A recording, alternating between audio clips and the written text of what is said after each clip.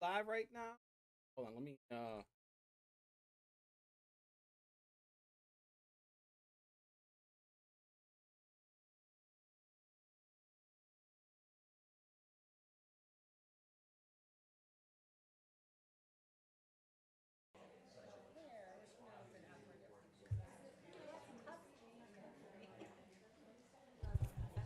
All right, we're live. Hold on.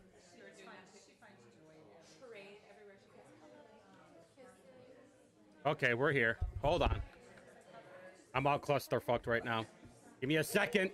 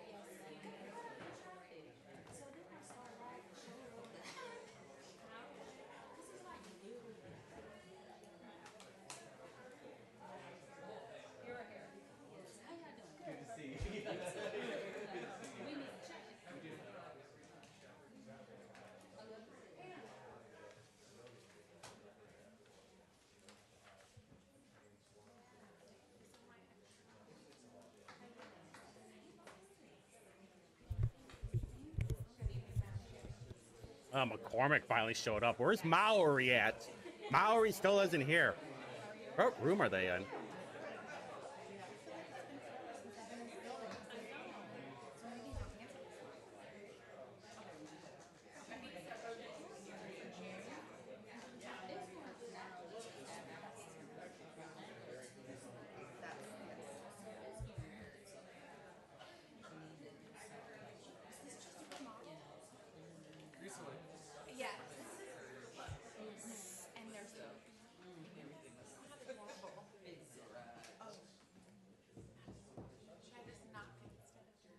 Who's there? I see Abu there. Oh, there's Jesse Brown. Who else is there? Indie Star people right there.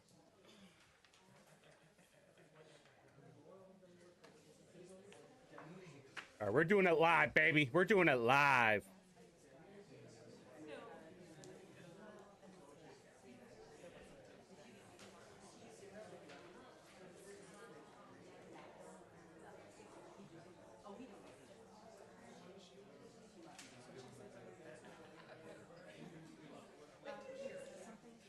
I don't know where my phone is at. Anybody trying to contact me right now?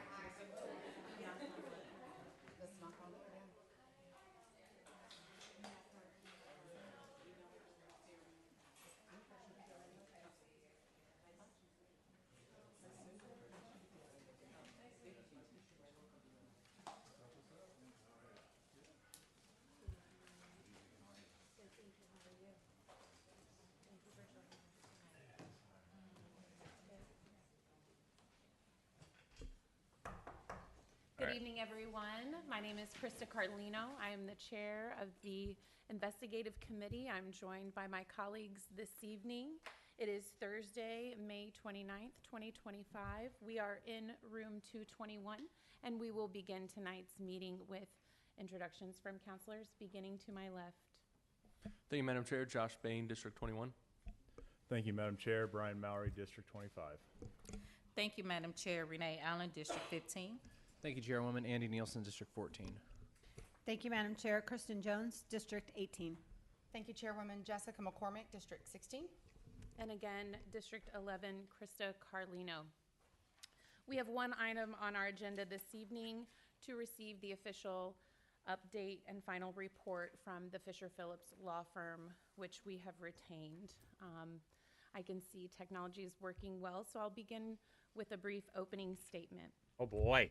As many of you know, last year, my colleagues and I on the council made a clear and firm commitment. Harassment in the workplace will not be tolerated. In the city of Indianapolis, and with unanimous support from both sides of the aisle, we established an investigative committee, and we are going to take action on that commitment. Our primary role was to hire an independent out-of-state law firm with no political ties to Indianapolis.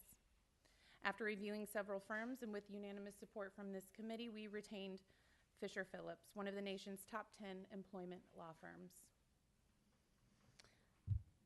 They come to us widely respected and trusted in their field, and they were tasked with investigating how the mayor's administration responded to harassment allegations involving a former cabinet member, and with providing policy recommendations to strengthen and create more robust reporting mechanisms and protections for city employees.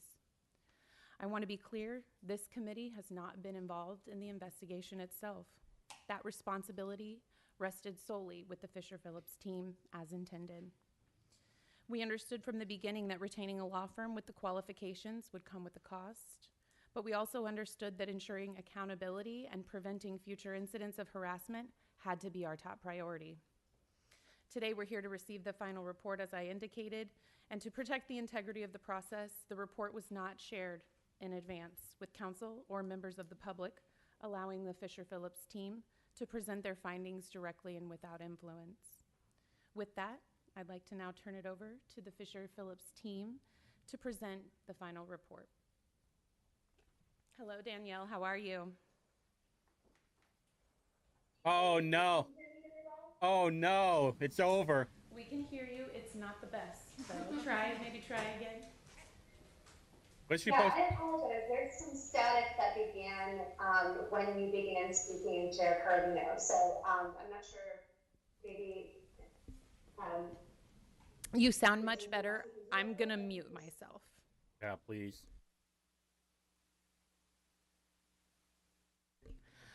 I was just gonna say, I'm gonna mute myself, turn off my microphone. You have the floor. Thank you, Ms. Case. Thank you. Not her microphone, so I will proceed. But thank you very much. If at any point you need me to speak louder or you can't hear something, please do let me know.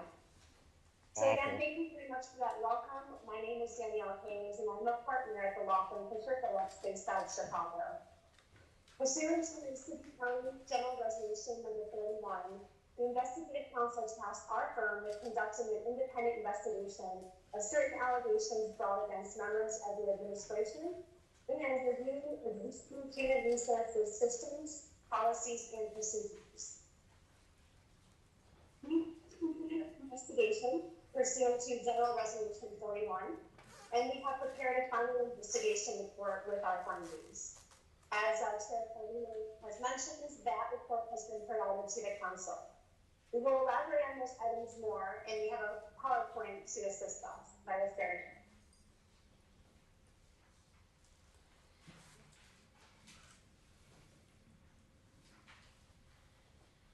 All right, here we go, boys. Here we go. Yeah. This PowerPoint.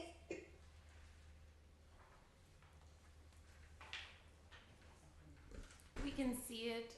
If you could maximize the screen or present it so that it's more clearly Oh my God, viewable for this- those at home and in the audience. Me and you, Jimmy. Me and you.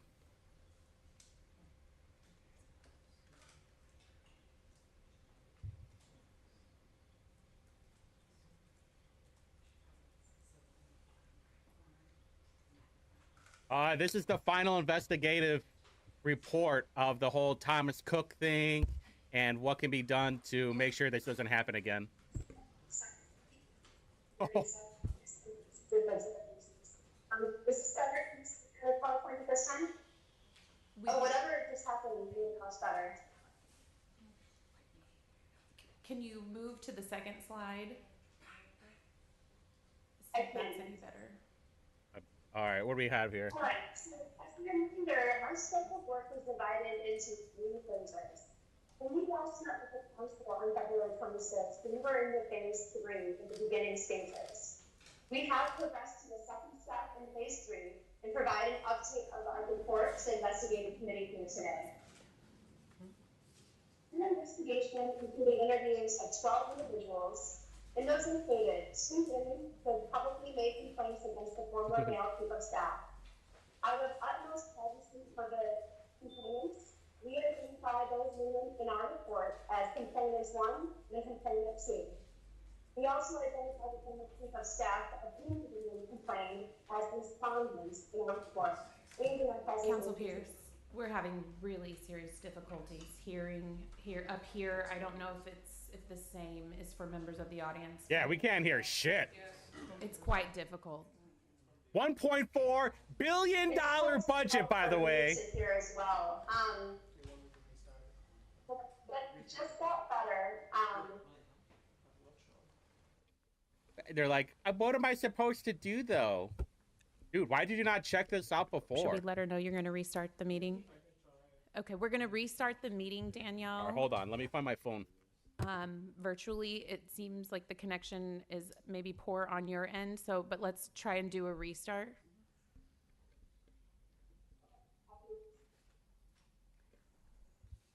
I think my colleagues would agree that All right, who's in the it's audience right important now? that we I hear see everything Abu, as that crystal fat clear as slob. possible.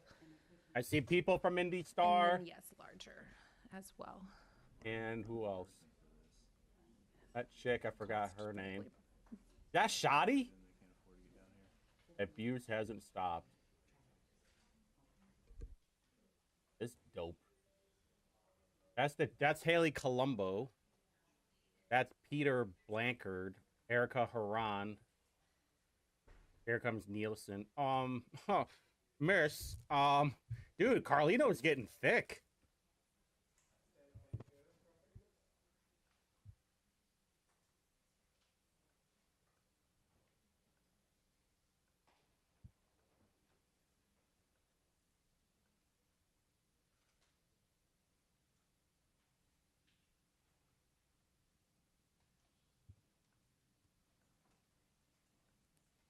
What's our budget again? $1.4 billion or something?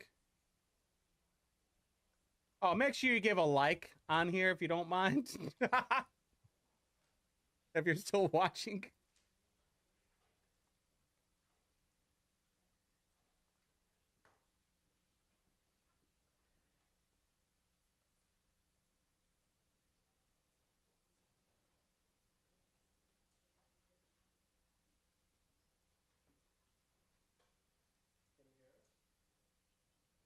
I can. Can you hear me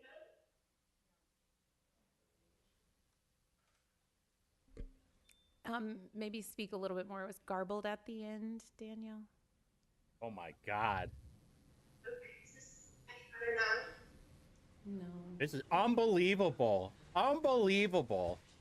This is like Indianapolis in a nutshell right now. Can't even do a simple Zoom call. Did they hire a DEI IT guy? Capability.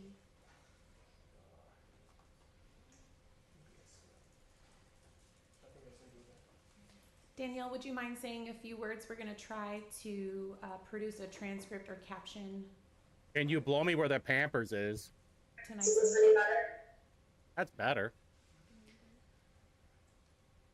What is she using for a microphone? Like the sound laptop? is not better, but we can see your words. No, you have to leave the camera on. It may be her connection. That's a fair point. Thank you for that. That's a fair Go point. ahead, present. Nope. Not And any then try to better. present your slides once again, please.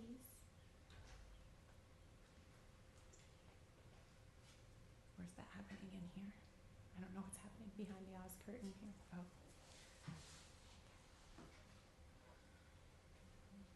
Why does it get smaller? I don't get it. Technology. What a bunch of bumbling morons who don't know how to work a fucking Zoom call. It is. Unbelievable. All Unbelievable. right, Danielle, let's try this. Well, thank you very much. I appreciate your patience. Yeah, well, you know, what else are we going to be I will doing? continue. So, what I started to say is that our scope of work was divided in 3 phases. When we last met with this council on February 26th, we were in phase 2 and advanced stages.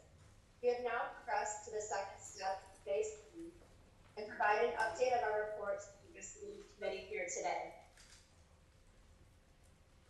Our investigation included interviews of 12 individuals. Yeah, they definitely need to hire me. 2 women.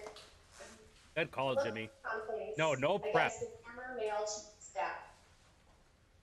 Out of utmost privacy for these complainants, we identified those women in our reports as complainants 1 and complainant 2. Just checking to make sure that you can still hear me well. We can still hear you well, Daniel. Thank you. Good call, Jimmy. Okay, thank you very much.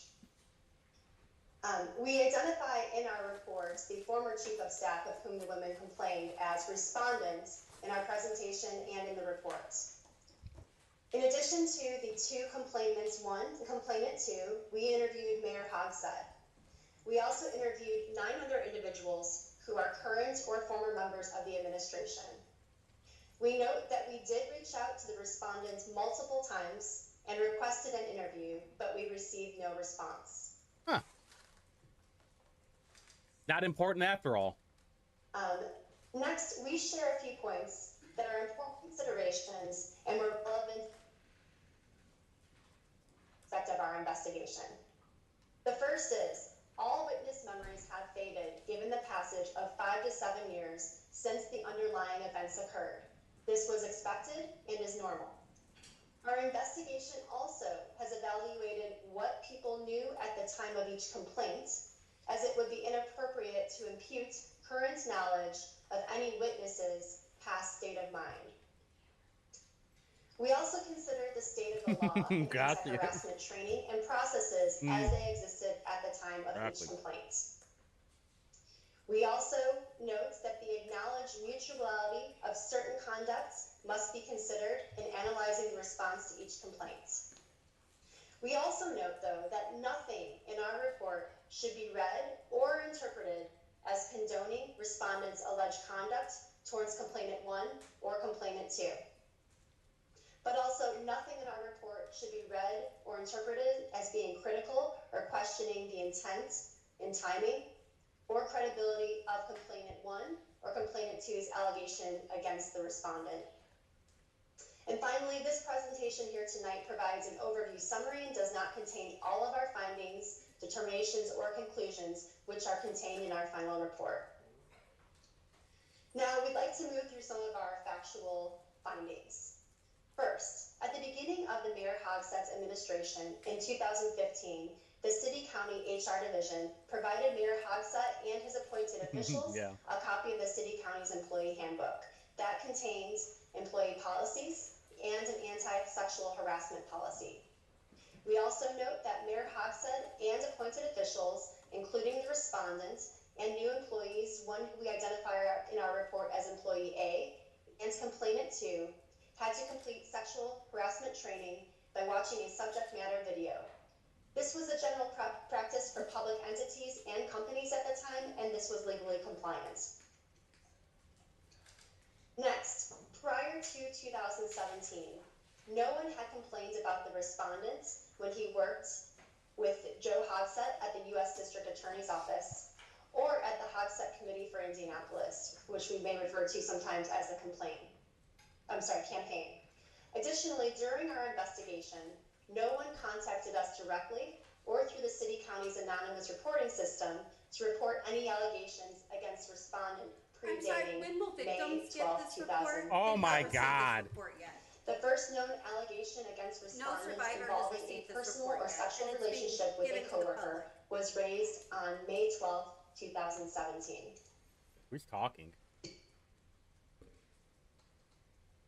Do we have a response? Turning from now survivors to before that the May public? 12, 2017 allegation. Point of order. Pardon me, Danielle, point of order. First, we share a number of We're not findings. accepting public comment First, right the now, City-County but it will be never made available at the employed end of the complainant 1. But to survivors. All of complainant 1's allegations arise from her employment at the Indiana Democratic Party when she worked with the respondent.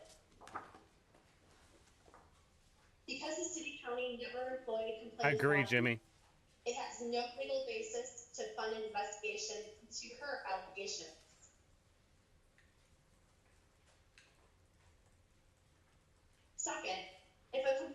is not a city county employee, and the person accused of behavior is not a city county employee.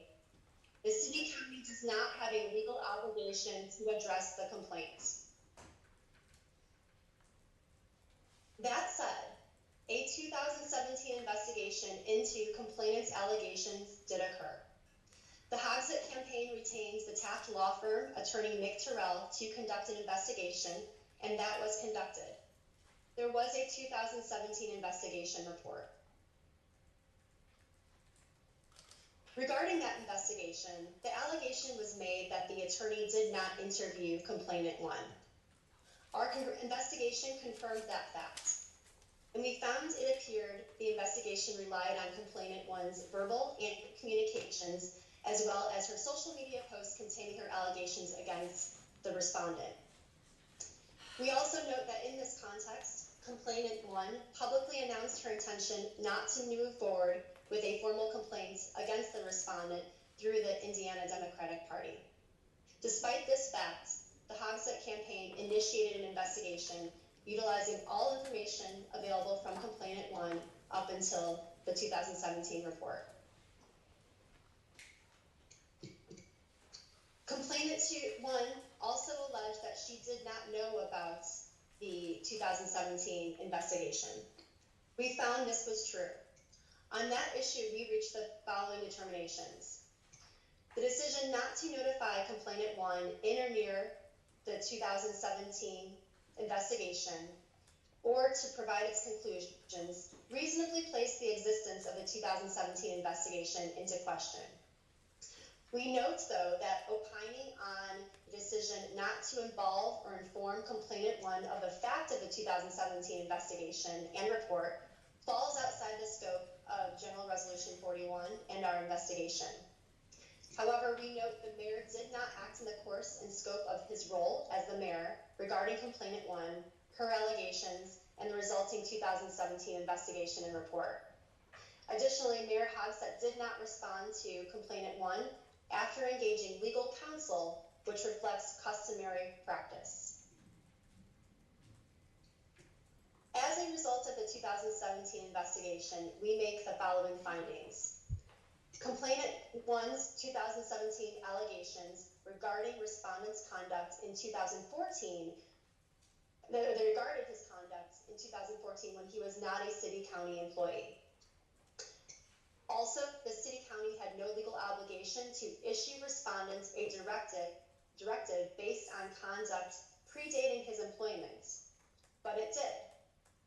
Mayor Hogsett's 2017 directive to respondents constitute an appropriate preventative and proactive measure.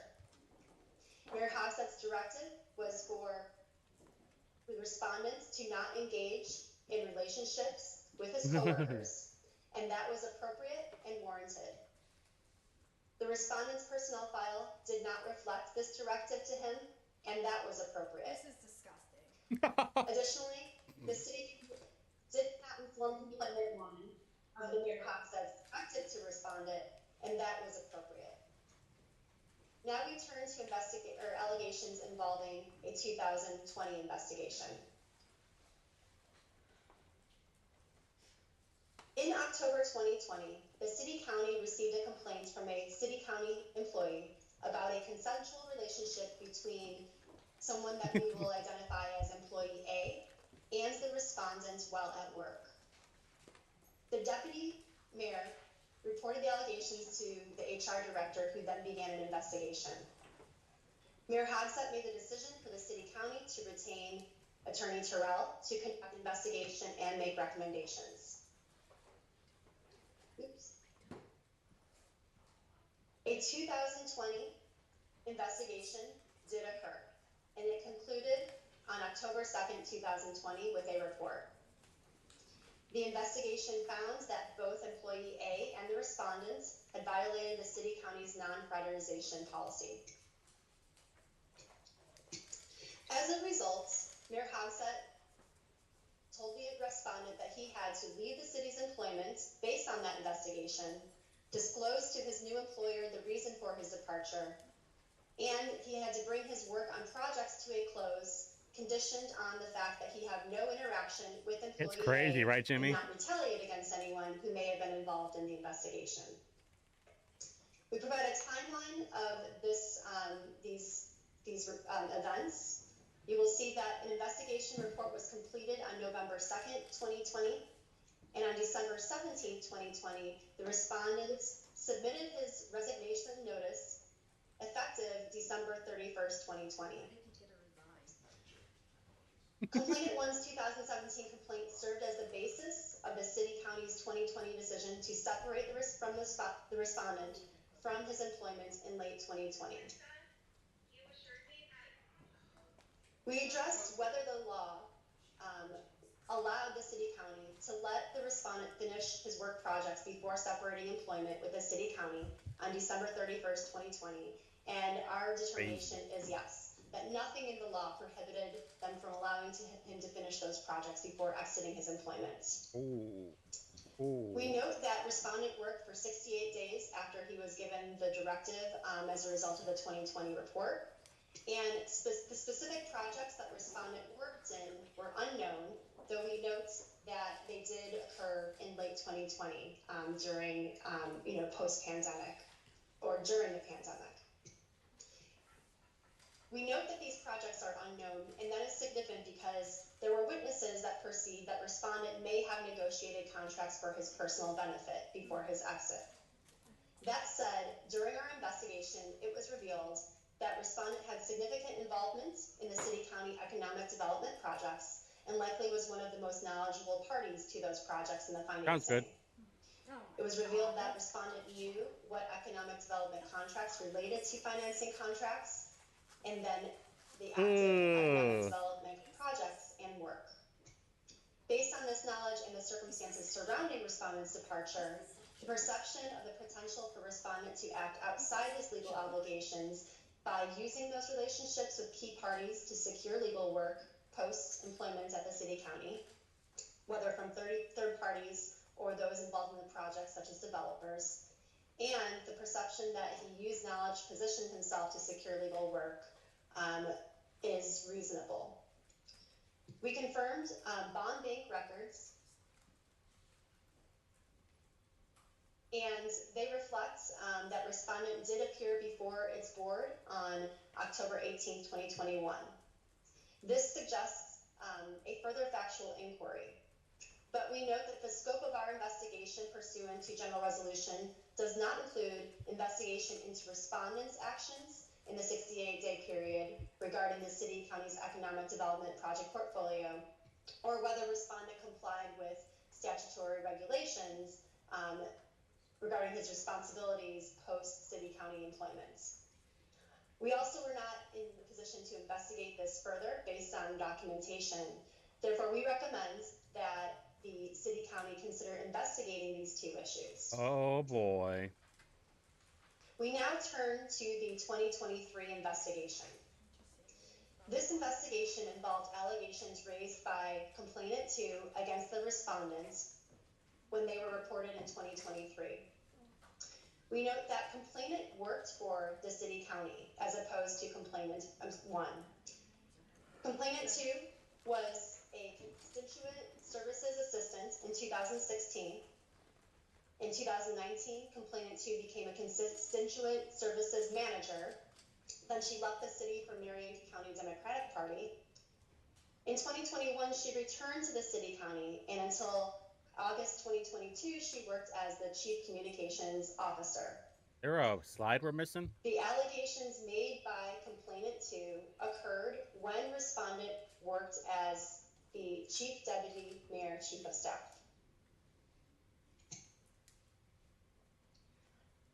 As an initial matter, no witness interviewed, including those close with complainants, knew about complainant 2 and respondents being in a personal or sexual relationship while they were both employed by the City County. During respondent's employment with the City County, complainant 2 did not make a complaint against the respondents. Oh, Taylor Schaefer knew? We Oh asked no. to first make her complaints against the respondents and investigated that. We do note that complainant 2 met with Ms. Schaefer and disclosed years before a relationship with respondent that ended ended in 2020. Respondent was not a city-county employee at the time that she met with her. And it's important to note, complainant 2 made clear that that meeting and disclosure was not made as a report to the administration, but in a personal friendship capacity. And complainant 2 specifically stated and confirmed she did not want it shared. Oh boy. Complainant's 2 first reports then occurred September 2023, when she asked to meet with the mayor to talk about respondent's abusive behavior. Neither complainant 2 or respondent worked for the city-county at that time. The complainant met with the mayor and corporate counsel, and she reported her allegations against the respondents. She also made requests. She asked that the city-county not use respondent to 3 to 4 years. as a lawyer. Complainant 2 also wanted to work with the city-county on improving its anti-harassment portfolio. And last, the complainant 2 asked the Mayor Hogsett to end any association with respondents. We note that we do not opine that complainant 2's delay in reporting was unreasonable for various reasons, including that this involved highly personal information involving her allegations and positions of power.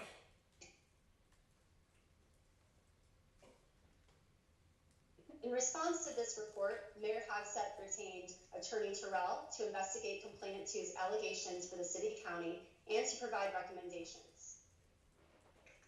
The investigation did review complainant 2's claims and interviewed her. It reached determinations and made recommendations on October 30th, 2023. As a result of these 3 investigations, we provide our determinations. First of all, with respect to the 2017 complaints, the city-county did not have a legal obligation Nothing's gonna happen to complainant 1 and respondent because they were not city-county employees. Regardless, the city-county and the mayor the mayor imposed a directive on the respondent to prohibit him from having any personal, intimate relationships with city-county female employees. We find that this response was legally compliant. With respect to the 2020 investigation, it was investigated, and all involved were employees of the city-county. As a result of that investigation, the city-county separated employment with the respondents, and we found that this response was legally compliant. With respect to the 2023 complaints, this also was investigated, and it involved alleged conduct while both employees were employed at the city-county. As a result of those allegations, the city-county's bond bank terminated 2 service contracts it had with the respondents. Excuse me. Excuse me 1 second. Uh-oh.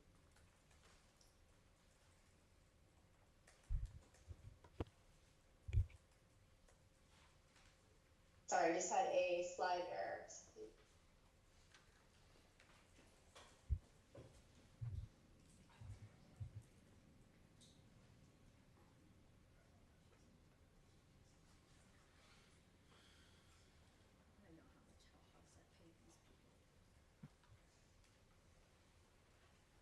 Hear it in the background. Thank you for your patience. 1 moment. We're standing by, Danielle. Thank you. All right. After the 2023 investigation, also means that the mayor implemented a general resolution in 2024 that the city-county also expand the scope and reach of mandatory sexual harassment training to ensure that all employees were aware of available resources for reporting improper workplace relationships and sexual harassment, among other misconduct. And in November 24, the city-county implemented the anonymous reporting software, Speakfully, which we find is an effective tool. Oh no.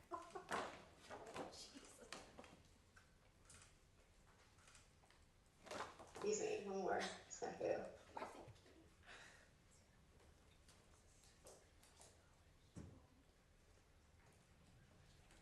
As a conclusion, we found the city county's HR systems and policies were sufficient at all relevant times as they met the legal requirements and reflected similar practices and standards for that time. Nonetheless, our investigation identifies options for the committee's consideration, which are intended to support improvements of the city's anti-sexual harassment policies and procedures to more effectively handle alleged violations. The first is an intermittent appointment of a temporary ad hoc inspector general as needed. And this would be to investigate city-county policy violations by elected or appointed officials as necessary. In our report, we provide examples of other cities and Point of counties order, and their please. inspector general structures for So that we comparison can and hear review. this. Second, Oh the boy. Danielle, please suggestion pause. amends the revised to create an independent office of Danielle. employment opportunity. Why aren't you Point of there? Third order. recommendation. If you continue to allow the call, Elise, I'm gonna have to ask you to step out. I can't hear. I want to be able to implement these recommendations. You have the gavel. Point of order. Elise, please step out or end the call. We also recommend Ms. Schrock. that we. Oh, Miss it's Elise. Danielle, could you pause for a moment, please? It's Elise Schrock. Sorry. That's who it is? It's Elise Schrock?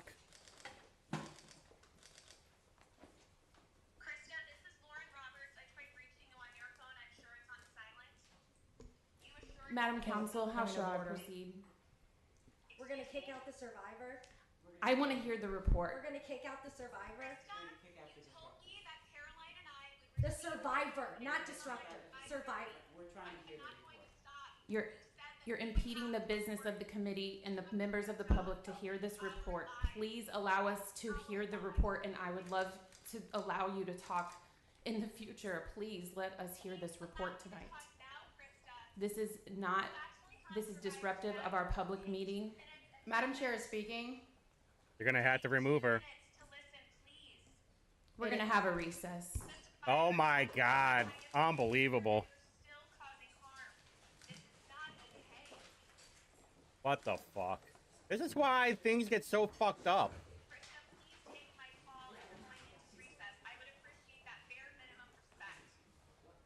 Unbelievable.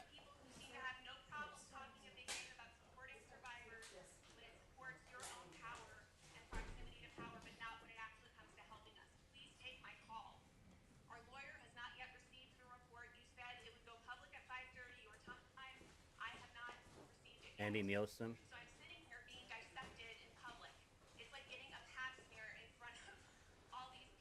Why isn't she there? That's what I want to know.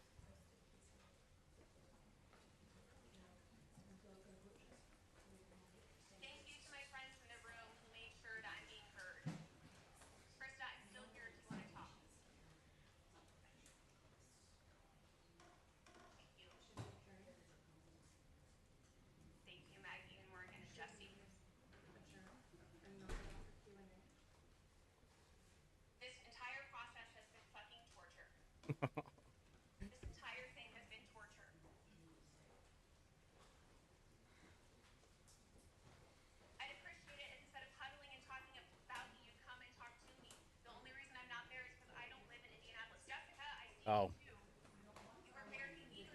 I think she lives in Denver now.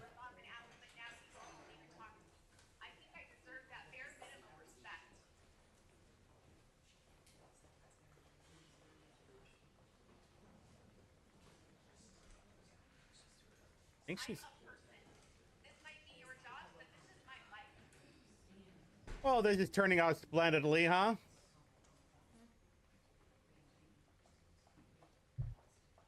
Yeah, they're not worried about it.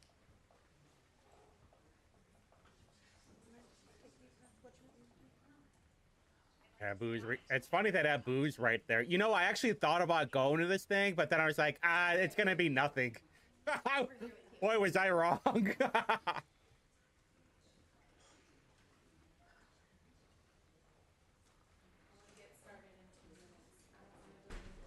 I see Andrea Watts is right behind her. I think that's the bare minimum. What's up with these fat chicks? That's what I want to know.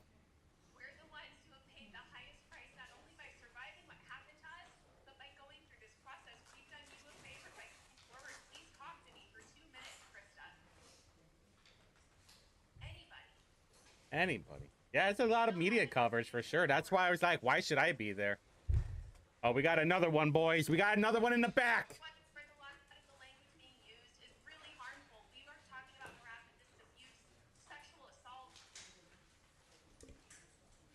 We got another sign person. We're gonna get started again in 2 minutes, barring any interruption. Dude, you're gonna have to remove her. Make yourself ready if you aren't already.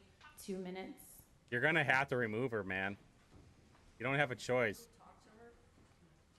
Madam Chairwoman, are you going to call the cops to haul us out of here if we don't stop speaking out for the voices of women Oh, it's a troon. and survivors? You're going to get us hauled out and beaten so you can keep covering up this shit? You're gonna have to remove them, man. I don't know what they're thinking. You're gonna have to remove them. Carlino doesn't want to do it. She doesn't want to do it.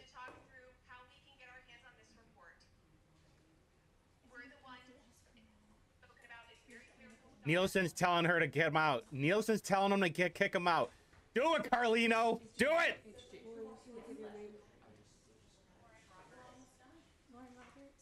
Carlino doesn't want to do it. Nielsen's manning up right now. I need popcorn too. Yeah, I didn't even get a chance to take a shower yet.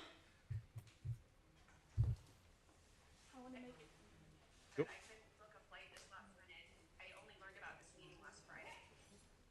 What are you talking? Oh, actually, you're probably right. L-A-U-R-E-N. Yes.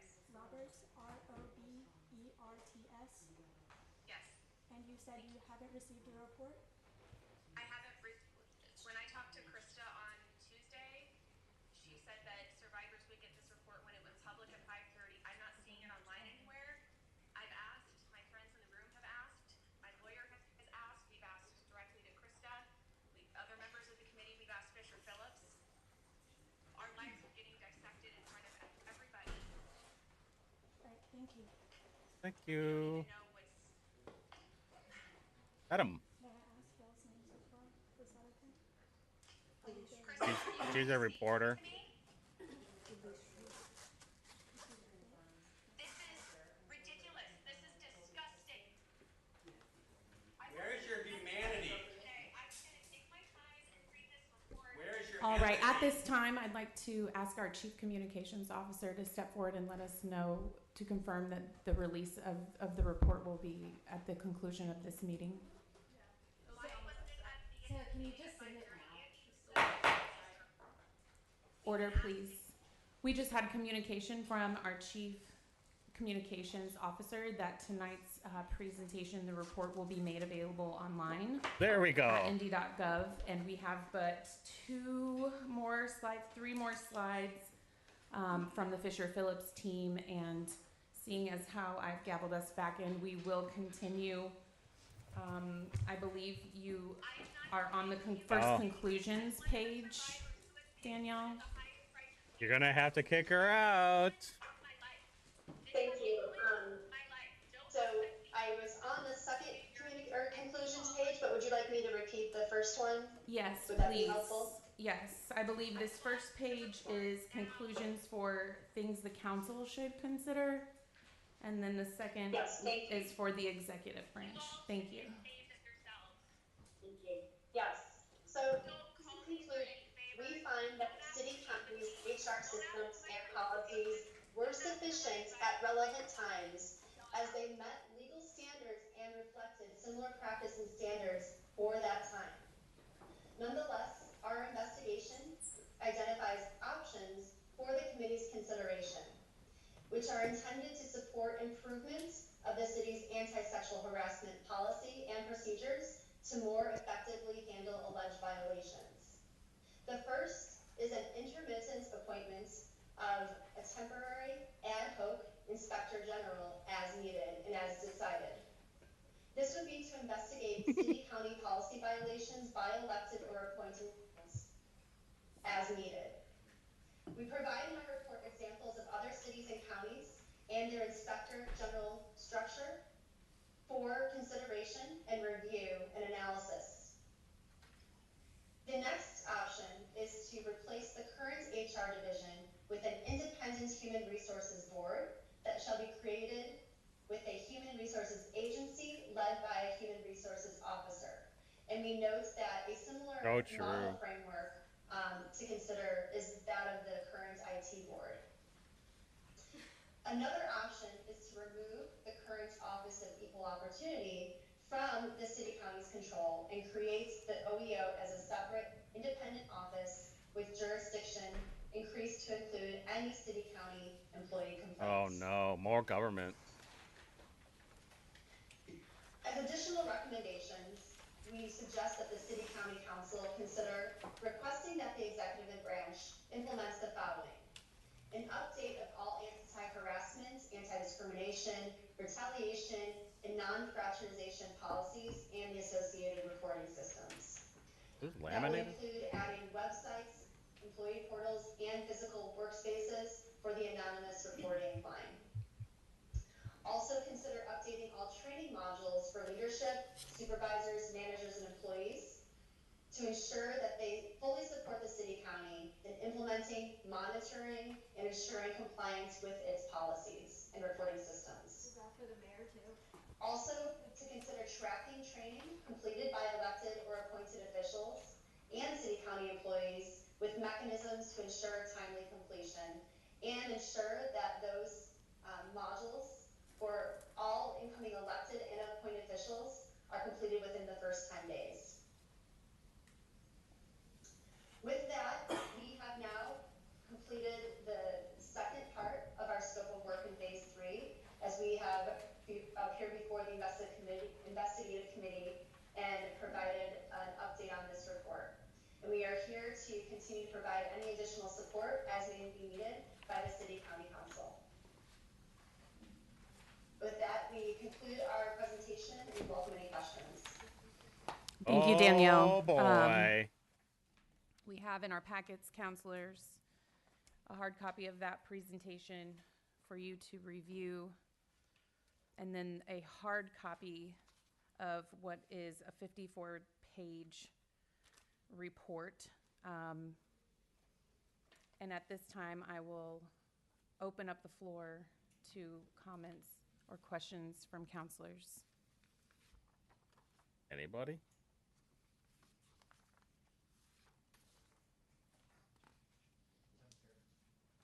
Counselor Nielsen.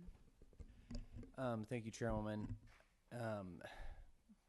As just kind of a point of information before I do have some comments, but I think at this point, can we get the report out, please?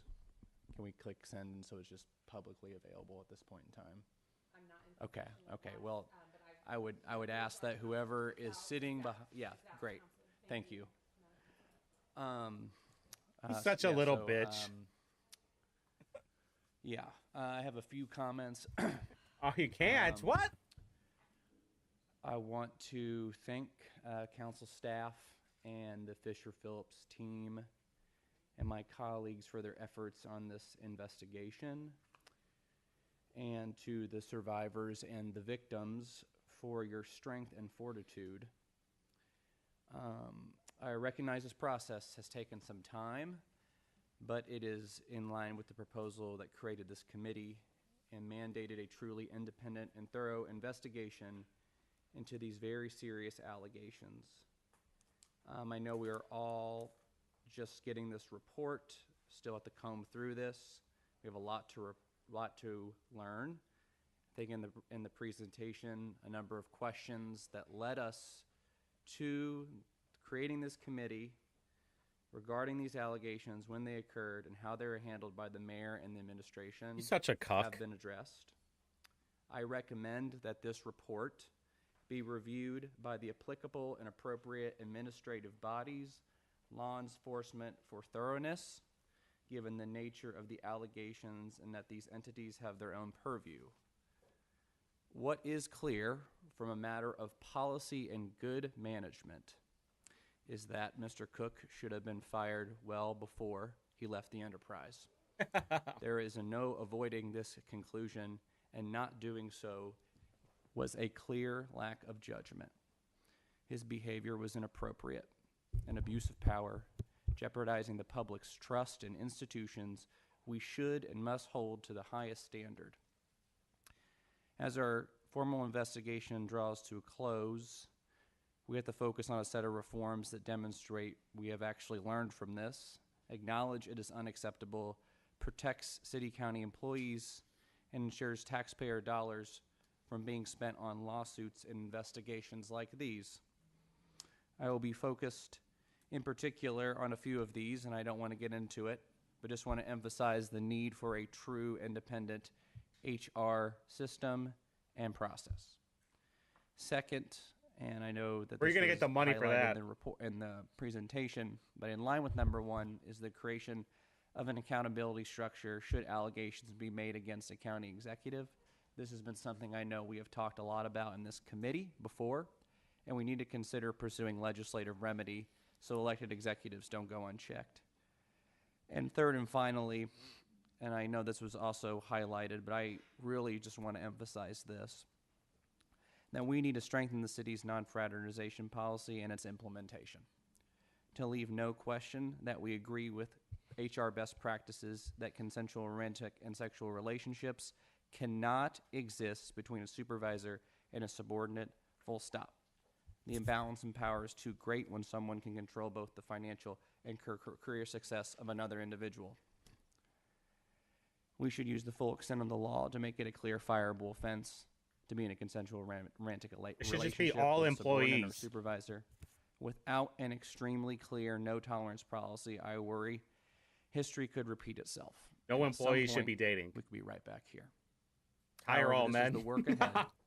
And again, thank you to all those involved for your hard work, care, and courage. Thank you. Thank you, Counselor Nielsen. Shut up, bitch. Comments, questions? Counselor Bain. Thank you, Madam Chair. Danielle, throughout the course of your investigation, do you feel that the administration and their law firm, Fagery, were transparent and you received all the relevant information and all information that you requested? Do believe that we received all relevant information that we requested, and we note that every witness that we spoke with and worked with and their attorneys were corroborative, and we do find that they were forthcoming. There's no way. There we go. Do you believe that the respondent was asked to leave the administration at an appropriate time, or should he have been asked to leave at an earlier date? Our review is whether that response was legally compliant. As we noted, we do find that it was legally compliant, and we are unable to opine on the projects that he was working on that were advised to us were special and important. And again, we just note the context of the timing of when that occurred was in late 2020, which, we do note that the city county was involved in projects relating to CARES Act.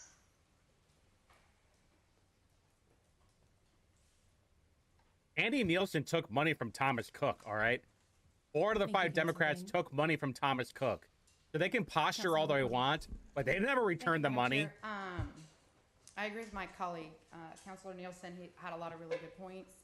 I want to confirm and just state again that those of us sitting up here, we just received this when we sat down, so we have not had time to look through. So I want everyone to know that tonight it's getting this information. We have our job is starting to look at this, read through, digest what it says, and then make policy to ensure this doesn't happen again. So That's going to happen decisions again. cannot be made tonight because this body can't make a single decision. We would have to write new policy, and so we now have the charge to do that, and we are ready to do it. And I thank my colleagues and our staff and Fisher Phillips for the work that they've done. And I look forward to ensuring, protecting the safety of city, county employees. We're not protected. And holding folks accountable. You took money from the guy. I yield back. Thank you. Thank you, Madam Chair. Other comments? Questions? Uh-oh. Is that it? You're not going to take public comment, are you?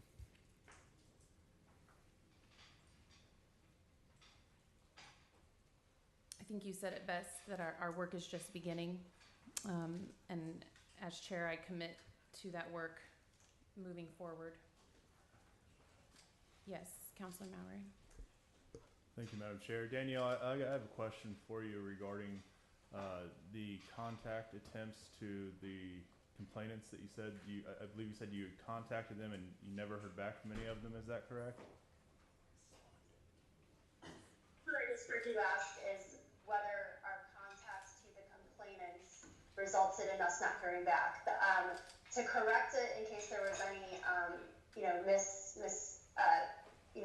something else was heard, our statement was that we contacted the respondent, who was the individual who was the former chief of staff that was complained about by the women who were identified as complainants. The respondents did not respond to us, and we're not able to speak with him despite multiple contacts. We did speak with both complainant 1 and complainant 2 multiple times, and worked with them and received information and documents from them. Thank you. And just out of curiosity, kind of what was the nature of those conversations? And from those conversations, what actions were then taken to, we got this whole report here, but obviously I haven't had time to look at it because I just got it about an hour ago. So where are we at? What happened once you spoke to the complainants? Sure. So just to be clear, we reached out to the complainants and they retained an attorney. We worked with that attorney in communicating, setting up the interviews at a time that was convenient to them, and in requesting documents. We did meet with both of the complainants by a video interview, and again, that was multiple times. And, based on their availability and interest in, conducting the length. We were very respectful of their wishes and how to proceed with those interviews. And again, we felt they were very cooperative and forthcoming. We did receive documents from them as well, and a few follow-ups. And we, believe that we received all the information from them that we needed for our investigation. And I think that, completes our thoughts on that. Thank you. I appreciate you elaborating upon that. And, I will be completely honest and frank with you, and I've said it here to some of my colleagues as well, is that for almost $500,000 taxpayer dollars, I was really kind of disappointed you guys weren't able to be here in person tonight. I would think with that much money, we'd be able to figure out how to accommodate to get you down here to actually present this rather than have to go through the Zoom call or Teams call, whatever it is, and have this technological interference that we've experienced here. So true. I'm hoping in the future, if this ever has to happen again, I would hope it doesn't, but I hope we find a partner that will actually show up in person. Oh shit! Yeah, a lot of excuses going on here. We were requested to attend virtually, but we do appreciate your comments. Yeah, that's on me. I could have advocated better. Thank you for your comments. Yeah, Carlino. Councilor Mallory. Yes, Councilor Bain. Thank you, Madam Chair. And, just trying to process all this because, again, we've had an hour to look through this. And, when I go through this and it talks about, legal standards being met, it's like maybe this is just dawning on me now, but, maybe there's different standards out there. There's legal standards, and I guess there's ethical standards, and I guess there's moral standards. I kind of view them all as one, I guess. The law, but I guess views it a little differently right now. But I think legally, I don't know how the city didn't fall short, even though this report says that they didn't. That's so I crazy, think right? morally and ethically, we fell way short. And when I look at this, and I'm on page 23 of the report, it said that the respondents' overall behaviors impacted the work environment of other personnel, did not reflect best business or professional practices, nor did they instill a feeling of respect in others. But yet I look at the back of the report and it says all the legal standards were met, and I can't help but find that to be somewhat conflicting. And again, Yeah. maybe it's just because I view ethical and legal and moral standards all in one, but I don't know how beneficial this report will be at the end of the day. It won't be. It won't be. Recommended, and this council has to take those up. But as the chairwoman said, I fully agree that our work is just beginning. Why was the report, like Jimmy said, why was the report not given to them like Counselor Bain, hours ago? I Yesterday. actually wrote in my notes the word ethics and code of conduct. So I appreciate that comment. Danielle, when you refer to being legal, being lawful, you're referring, I assume, to both federal and Indiana state law. Is that correct? That's right. That's right. And again, Okay, we got the report, boys. Our investigation considers what was reported at the time, what was Put in known the at the chat. time that an investigation took place. And we do distinguish between workplace behavior that is mean, petty, nasty, but that does not fall under illegal based on a protected characteristic always. And what we're saying is that the response when things were raised was legally sufficient. Which is more stringent in cases like this, federal law or state law? In terms of like days to report? I would say, forgive me. apologize, I didn't mean to speak to you. No, you're okay. They both are consistent with respect to sexual harassment. Okay.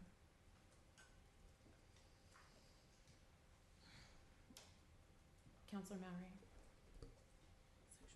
Thank you, Madam Chair. I just want to echo Councilor Bain's sentiments there. And, as he was speaking, one of the things I thought of was you're absolutely right with, ethical and moral and where the line needs to be drawn. And, I can't help but think if this happened in the private sector, does it get kicked down the road for so long? Does it get ignored for so long? Or do they actually take action and tell that person, you're out of here, go pack your stuff, you're not going till another 68 days, you're done. Unfortunately, that was not what happened in this case. He was allowed to stay for 68 days and then find employment and then benefit from his previous work with the city in that employment. Yep. And that can't be tolerated in the city, and we can't tolerate that as a governing body. We have to set a standard, and we have to show people that we are going to do better. And I'm hoping from this report, while I'm not shocked by its findings, I wish it was a little different, but law is what law is at this point, and we can't change that. But what we can do is look at how we can reshape some of these policies and look into the future to be able to protect these people from these sort of wrong behaviors of people in power and people that are overseeing them. It's just my hope for that we can now take this back and really make change. But to say I'm shocked of the finding of this report, I'm not that shocked. I am kind of the only thing I'm really shocked by is the sticker price that we paid for this report. These were taxpayer dollars went into this that could have been used elsewhere had we not been dealing with someone that had been nefarious in their acts. and I would hope that we move forward in the right direction. And for the survivors' sake, I hope they get a copy of this and they have an opportunity to really digest. It's out this there and, now. Review this with their appropriate contacts. Thank you, Madam Chair. Thank you, Leader Mowry. Sorry. Okay. Councilor Mowry. Other comments? Oh, she's like, I'm not leader anymore.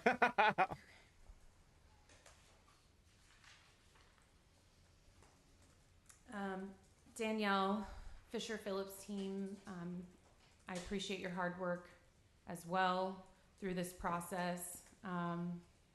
It's been a long several months, and similar to Councilor Nielsen, I want to thank our staff, Council Pierce, for your time and attention as we worked through this period of time. It's not been an easy process at all, and I know the wait has been excruciating for those survivors.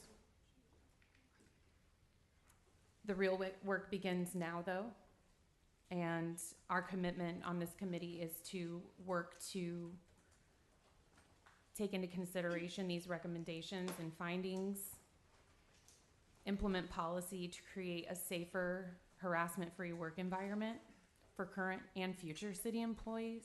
Oh. Our primary role is complete, but the secondary role begins, and with that, I move to adjourn with summer study and work ahead of us. Oh boy. Is that it, huh? That's it. I want to see everybody that if anything. Okay, so that was it. All right. Well, there we go. Unbelievable, boys and girls. Well, that's the weird thing, though. Like, one of the complaints said that she had a 3 and 4 year relationship with him. And I don't know if you guys read any of the Mirror Indie stuff, but there was a section in there where, like, they were boozing up, and then they were in some, like, room, and then he started going down on her to try and get some tangs, to get some strange. I mean, the whole thing is very weird. The part that pisses me off so much about the Republicans, Mallory brought it up in the very first meeting. And I think it was the first meeting, the first or second meeting. And he said, is there going to be any conflict of interest with people that got money from Thomas Cook? And it was like, and nobody could answer it. It's like, we'll just have to let council figure that out. And Andy Spanglish brought it up yesterday, I think. Shout out Jerry Lopez, but like, nobody's bringing it up. Nielsen and McCormick and Carlino can posture all they want, but they all got money from Thomas Cook, and nobody wants to bring it up. Only me and the people at Indie Reporter brought it up. Not Josh Bain didn't want to talk about it. Only Mallory did. Even the new GOP leader, Michael Pahat, he didn't even want to talk about it. It's like, why aren't we talking about that this is a conflict of interest? So they can cry about it all they want but at the same time, they're all staying quiet about it. I mean, $500,000 is crazy. Yeah. So, I mean, how many roads could have gotten fixed with that money? And, I think it was only supposed to be like 150,000 originally. But here's another thing that people aren't talking about. He hired legal counsel. He hired a Fager drinker to help Fisher Phillips. And they donated $18,000 just last year. That was a non-election year. So imagine how much they gave them during the election. I think it was close to, I don't know, I'm not even going to guess, but I would say like probably $50,000. And then the people that did the original investigation on Thomas Cook was Taft. Taft gave him like $100,000. Like, it's just so crazy that nobody's even talking about this thing. I mean, literally, In Cap Chronicle, Briggsy from the Block, nobody from Star, obviously, even Haley Colombo. It's like, do your fucking job. It's and obviously I'm going to read through this whole thing. I'm going to, unpopular take, by the way, I think you just had some dumb whores and then you insecure dumb whores, and you had Thomas Cook, who is a predator, basically. you know, I would put him in that category of like the guy is looking for some strange. He's a predator, and he's just wanting to do some dirty tank, and he was finding the most insecure women to try and get it. Now, was it sexual assault? I would not even call it that. Was it very bad conduct? 100%, which I have said for years now that people should not be dating in work, especially in a public environment like that. When I say public environment, I mean like a government environment. That should not be happening at all. Like there needs to be a rule that you guys don't do anything. No fucking, no flirting, not seeing each other at all. And then if any of that happens, you're going to get fired immediately. And here's the other thing too. You have all these DEI, you have all these women out there, and you know what women really hate? They hate competition. So when they have some guy out there that they want to put their latches onto, they're going to do whatever it takes to get their man. And men in public environment absolutely love to screw. They love the coom so bad. Thomas Cook is a good example. You think legislators aren't doing this stuff? You know how many stories I've heard about the things happening just in state government? It's just unbelievable. Yeah, you know, that's exactly what it is. Jimmy, you nailed it perfectly. You don't shit where you eat, and the problem is he shat too many times where he was trying to eat. You know, he was having too many fish tacos. And he finally got caught. Finally, one of them was like, hey, you know what? This doesn't feel right. You know what I think would probably happen?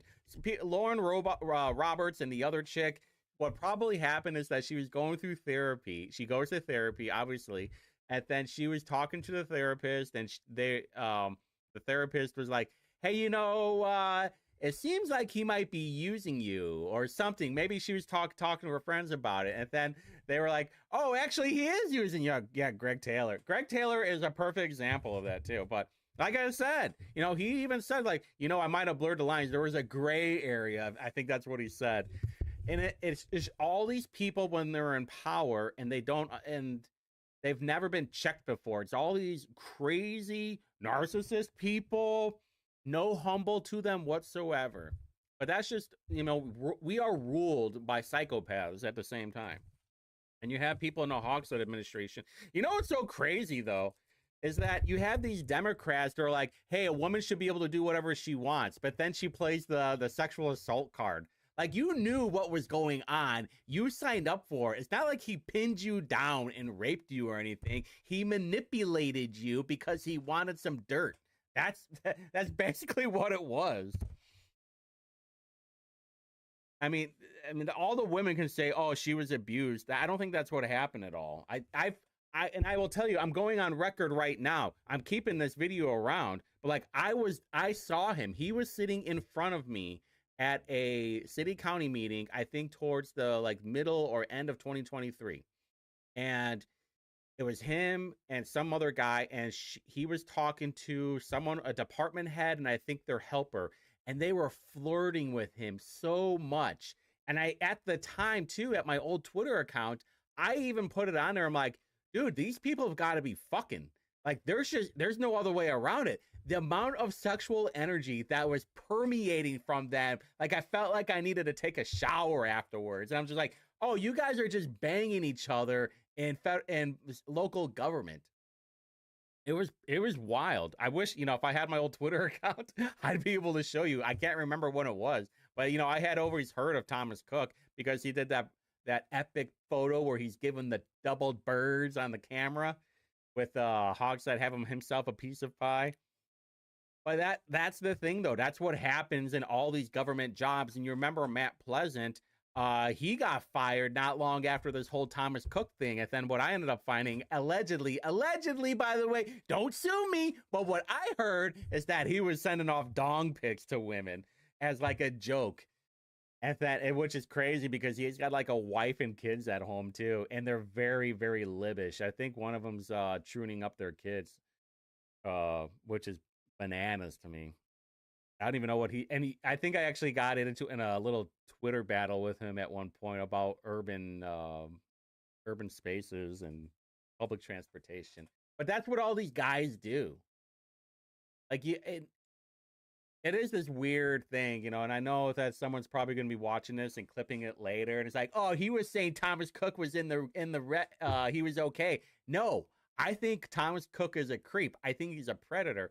Does the women also have part of the blame? I think so. There has to be some accountability of like, you knew what you were doing. Just admit, like, I got manipulated by this creep, because you have to remember, Thomas Cook, I think he's like a few years younger than me. I think he's like 39, maybe 38, 39. And he was, so at that time in 2017, what would that make him, like 31? And then he was macking up a 20-year-old, probably an insecure 20-year-old. He knew very well what he was doing. At the same time, listen, lady, you're an adult. Take some accountability. I do think, like, nobody knew what to expect.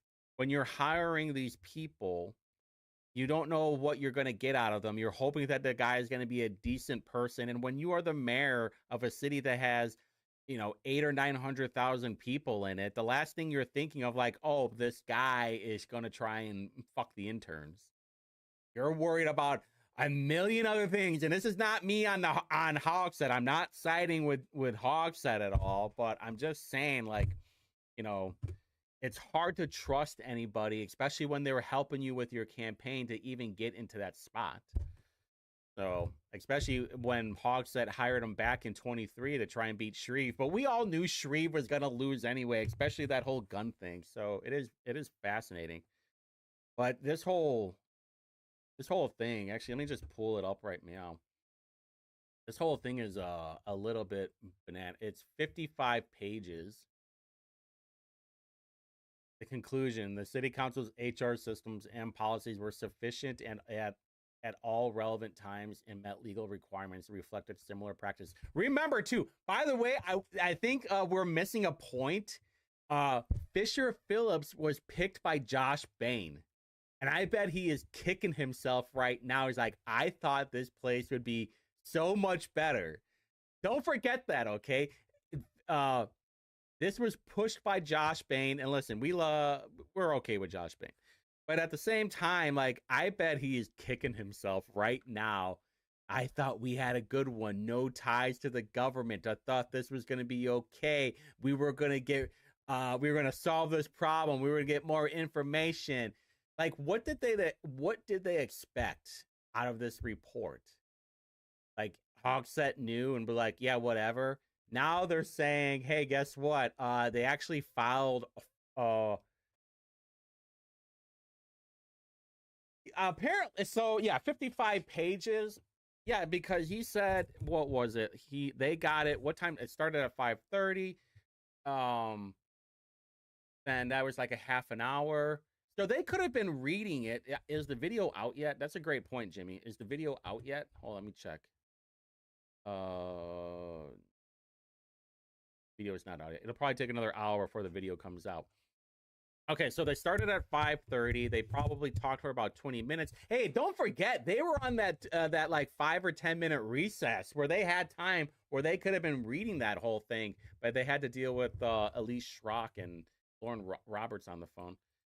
So, oh, that's so good.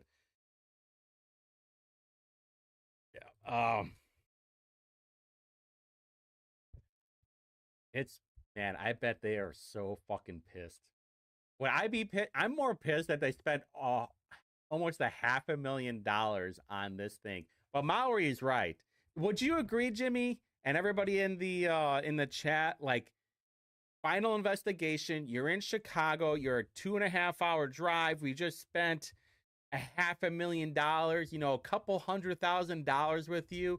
You couldn't spend, like, I don't know. That's 3 hours, like 5 to 7 hours down here after we gave you a couple $100,000. No, the whole thing was round trip. It's 2.5 hours to get there and get back. That's 5 hours. You spend 2 hours over here, so 7 hours. You couldn't spend 7 hours on after getting a couple $100,000. I mean, what are we doing here? Yeah, They all are about excuses. They're all about pointing the finger. Oh, I actually didn't do anything. It was that person. It's not my fault that, hey, I can't control what everybody does. It's so true. It is bananas to me. I would be pissed if I was Josh Bain right now.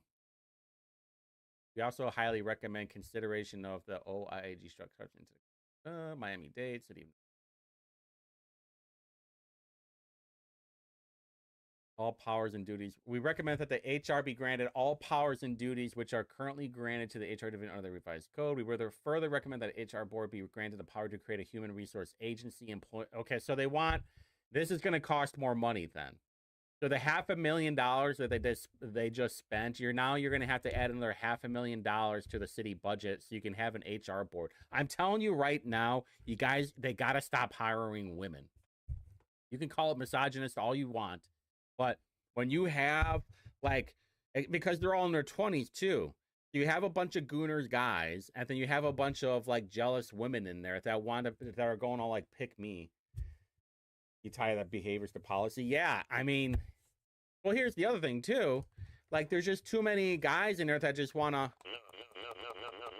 That's all they want to do, and then they're not getting paid. You want to know a very good way, Jimmy. Let me know if you agree with this or not. Reduce the staff and make sure that they are way too busy for there to be any kind of flirting. Make sure you load their plate up. Fire people, load up their plate with work, and now they don't even have time to flirt with each other. What do you think about that? I'm just saying. I'm throwing it out there. It is crazy. I can't wait. Because this whole thing is going to go mainstream. I don't think Kendall's going to talk about it today. Maybe tomorrow. He'll probably say I told you nothing was going to happen. I don't know. I'm going to have to read this whole thing. I think also they didn't have a whole lot of time to digest it. Boy, they need to update these pictures. Brian, oh my God, they need to update these pictures. Brian Mowry, what the fuck? Hold on, can you guys see that? Yeah, look at Brian Mowry. Oh my God. They need to update his picture. Quit diddling each other. Yeah, quit diddling each other. I mean, it's literally that simple. Be an adult. They have too much time. Dude, I would be a great mayor. Would I not be a great mayor? Just setting basic common sense policy of here we go. You guys are going to be way too busy to even have time to flirt or diddle with each other. We're going to make sure, and if you guys are not doing your job, we're going to fire you. Oh, you want to get paid? Oh, not only do you want to get paid, but you also want to have taxpayer-funded insurance, taxpayer-funded pensions. Then you're going to be doing your job. So how long did it take? It took 9 months, I think. It was the introduction. I think they agreed to it in October or November, maybe? Okay, so this is what we want to know. Okay, so remember Tim Moriarty? That was the guy that tried to primary Ryan Mears back in 22. That was Joe Hogshead's boy. So who would be compliant number 1 and compliant number 2? One of them is Lauren Roberts. It is funny that Taylor Schaefer's in here. I wonder how many times she's mentioned. Taylor Schaefer, who now works for Visit Indy, I think, or she's part of Graduation. Yeah, Graduation pick. Yeah, it could be. All right, let's go up Schaefer. Okay, brought up 28 times. Explained to investigators. She also mentioned Taylor Schaefer on Facebook. They have when was this? 2017. Who have a social media, however, a complaint message to Schaefer did not identify as respondent, or did it share specific? Okay, factual finding. Complaint one message on the 17th did not notify Miss Schaefer that compliant one intended to make sexual misconduct allegations about respondent. Oh, boys. This is interesting. Because then there's what they're complaining and then what the actual factual finding is. Wow. Okay, complaint. Oh shit. Okay, hold on. I'm gonna hang on for a little bit. All right. So complainant one. All right, we're gonna call her Charlie one. Charlie one, boys, Hogg said a third email that stated his behavior during the campaign, both in office and outside of it, were completely inappropriate and over the line. When I established firm boundaries, he made the environment so hostile for me that I lost 10 pounds. I mean, I think that's kind of a W, but stopped sleeping and had to seek medical care for several issues related to stress. I did not quit because of you or because I was overwhelmed. Well, I was overwhelmed with what was happening. You need to do something. All right. So what the factual finding was, complaint, guys, Charlie 1/3 email to the Mayor Hogg said did not state respondent had engaged in sexual misconduct towards her. The email claims respondent engaged in inappropriate behavior that crossed boundaries and created a hostile work environment at IDP for it. It did not state that alleged misconduct had been sexual in nature. So the complaint was, so Charlie 1 said it was just a hostile environment, but nothing about sexual. Okay. Okay, there we go. Okay, so then Mayor Hogsett, then wife. Hold on, she also Hogsett's wife gets involved? What? She also sent a text or a Facebook message to Mayor Hogsett, then wife, and to Kate Sweeney Bell, saying she had something sensitive and private to discuss without specifics. Charlie 1 also texted the respondent's wife, Thomas Cook, by the way, asking to hop on the phone with her again without specifics. And then, hey, may I call you? Sorry, I was asleep last night. Winky. Okay. Charlie 1 message did not notify any recipient that she had intended to make sexual misconduct allegations about respondent. Okay. That seems legit. Hostile environment is enough to fire. Okay, Jimmy, that's a great point. I would love to get your opinion on this. And I am not an HR. I would never be an HR. I'm sure that I would have had a bunch. If I worked at a place that had an HR department, good chance I would have been fired many, many times. Because, well, you guys already know who I am. What is the line on a hostile environment? Does it have to be by one person, or does it have to be by many people? And how does that whole process work? Is there like an interview thing, and you have to find out if it was actual hostile? And the reason I bring this up is because don't forget now, there's a whole hotline that the council made or the HR made about if an environment is hostile, and they had like a person a day for like 17 days, maybe 2 weeks, maybe 17 days, and they were saying that it was a hostile environment or some bad environment. Or it's like, all right, so what makes it a bad environment? One or many. Okay. So like, say I'm crop dusting people. I'm just kind of like shooting my poo, my poo smell whenever I get a chance. I'm not holding it in. And then does that create a hostile environment? Not that I would, you know. Okay. Press to meet with him. All of us on our that meeting, she shared her decision to resign from the campaign. In the mayor's recollection, she explained that the campaign required a lot of time and energy, and that she felt a bit burned out by pace and methods of modern day campaigning. She asked him whether he could help her find a job, and he told her that he would try to do so. Charlie 1 confirmed the investigators that she did not provide any further details. Okay, so June 2015, meeting and resignation occurred before Hogsett took office and before respondent worked for the city county. So they were just helpers. Poo smell causes the work to suffer. Yes. Well, damn. Okay, so I can't work in an office environment because there's a good chance I'd be crop dusting everybody. There goes that. Sorry, boys. Can't work in the white collar environment. Back to popcorn farming. Anyone promptly deleted and blocked Miss Schaefer after sending the message. Wow. Okay, Kate Sweeney Bell. Okay, so Emily Gurwitz, I heard it. So she is the one that runs Hogsett's campaign finances, and allegedly that they're banging too. Never allegedly, probably not true, because Hogsett seems like a very good family guy that he would never cheat on his wife, obviously. not be allowed to behave the way he did. Okay, so she was kind of going off on a tangent. All right, but we got to figure out which one is which shouldn't be that hard, to be honest with you. All right, we got to look up Schaefer again.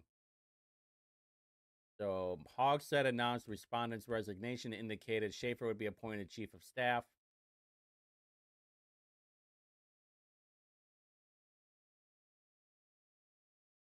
Okay, so here we go.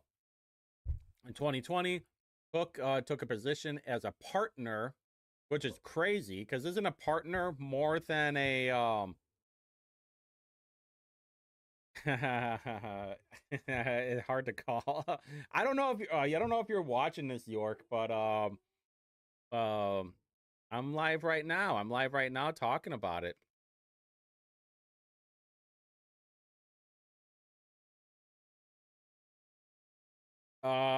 It's hard to say.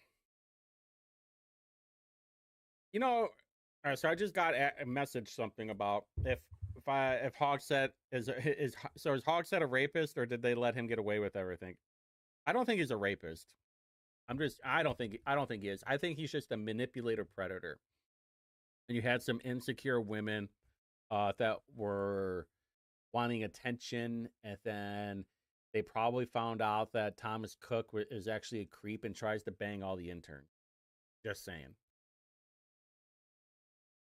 All right, so the city has no written record of Bose requesting information about the city county about Cook's employment departure. Mayor Hogsett denied helping respondent obtain a position with the firm, and he said he had no knowledge of how respondent secured a position. Hogsett and HR personnel had no recollection of receiving any references requests for. Okay, so Hogsett is saying that. I saw the tweet, figured you were doing how long it was. I'll pop on. All right, cool. Hop on.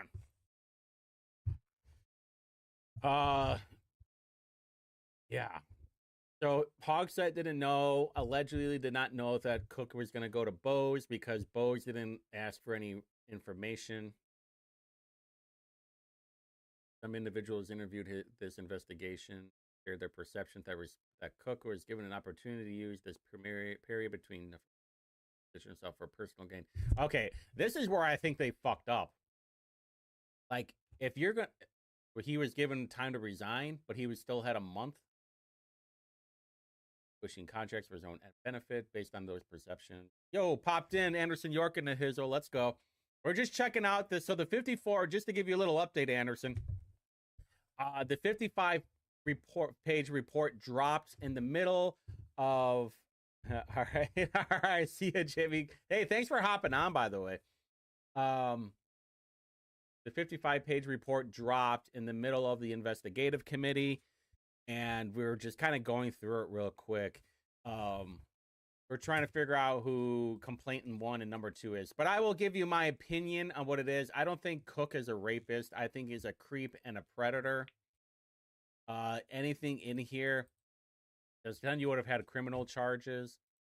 I gotta find the original Mirror Indie article because I remember there was a paragraph of where like they were boozing, and then Cook was getting all gooned up, and he was trying to get some dirty strange, and so he decided to like go down on her, which was kind of weird. And hold on, I gotta find it. Bose had been.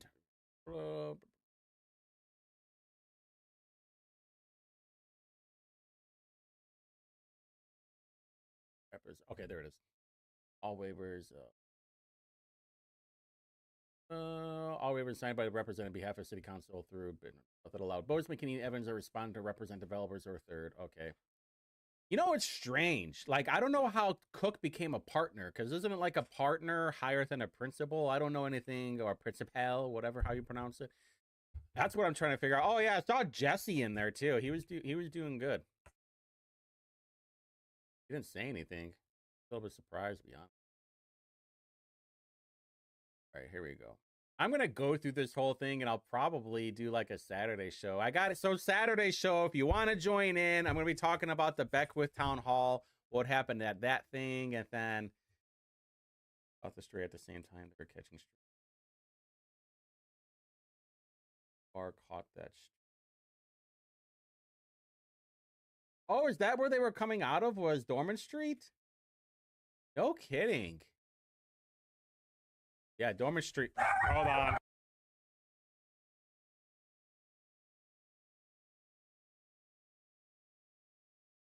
Any right?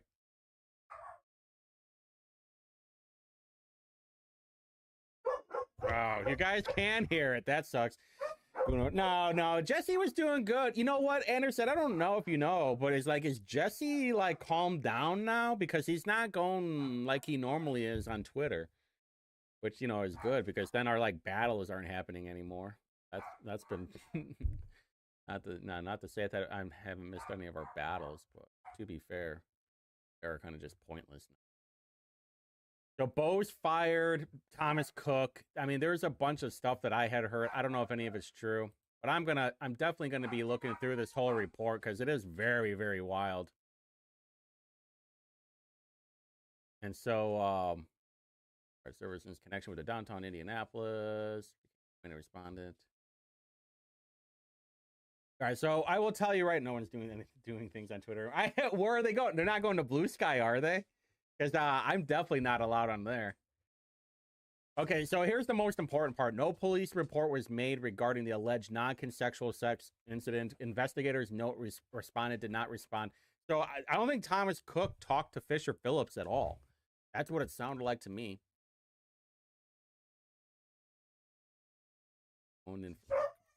So, known information confirmed confirmation the Bombay contract occurred. Hold on.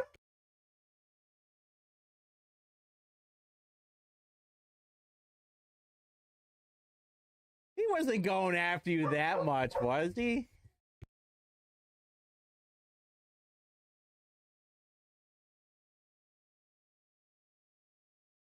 All right, so we got some major players in here. First off, I have to find out. I mean, we'll be able to figure it out pretty quick. Who complaint number one, number two. We're gonna find out pretty quick who these people are. I only remember Lauren Roberts. I don't know if you were watching the Investigative the committee live, but Lauren Roberts was on like a Zoom call. Lee Schrock put her up, and they were interrupting the meeting, which I thought was very funny. I mean, it doesn't get anything done, of course, but it does add a little bit of drama to it. And then Carlino wasn't going to kick him out. I think Andy Nielsen wanted them removed, but Carlino was like, "We only have a few minutes left and like 3 slides left." But overall, what did we say? What was going to happen out of this whole thing? Nothing. Nothing was going to happen out of it. All they were going to do is redo HR. They were going to redo all these sexual harassment policies, and no one's going to get in trouble. And guess what? Hogsett got voted for a 3rd time anyway, and I would almost guarantee if he runs again in 27, he will win again. Because from what I understand, Michael Paul Hart might be running for mayor, might be the dumbest thing that I've ever heard. But whoever the Republican Party gets in there as mayor, they're going to lose. No Republican will ever win mayor. Oh, that's funny. I don't know. I think everybody's kind of done with the Twitter battles. I think after Trump got reelected, like the battles are kind of over now, and now we're halfway through 2025, and it's really lost its lore, or allure, as they would say. I don't know. I'm gonna read through this whole thing. It'll be some good nighttime reading. I don't think there's going to be too much things that are different, but here's my big takeaway. Nothing happened with Hogsett. He may or may not have known what was going on. In fact, he was probably told, this would be how I would imagine it. He probably told Cook or anybody else, whatever you do, I don't want to know anything. I am trying to run a city right now, and try not to fuck any of the interns. And if this is going to be a problem. If something does happen or I find out about it, I'm going to have to fire you or you're going to have to resign. Pick one. I don't care. And I don't think Thomas Cook is a rapist. I think he has the vibes of one. I think he's I think he's a predator. This is just my opinion. I think he's a predator and a creep and a piece of shit for cheating on his wife that he has with a kid.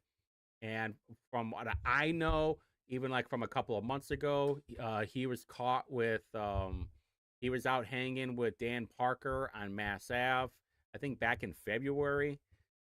Can remember things anyways. Yeah, too drunk to remember things anyway. Yeah, you know, some people just can't handle their liquor. You know, I'm not one of those guys. I can handle my booze real well. And I think that the two women, who's the second one? Lauren Roberts, and then the other one. I think at the time, Thomas Cook was in his low 30s, and Roberts and the other one was in like 20 or their low 20s. And what had happened, can't know things if you aren't conscious. Yeah, that's true. Well, yeah, and I get that, Anderson. I know what you're saying.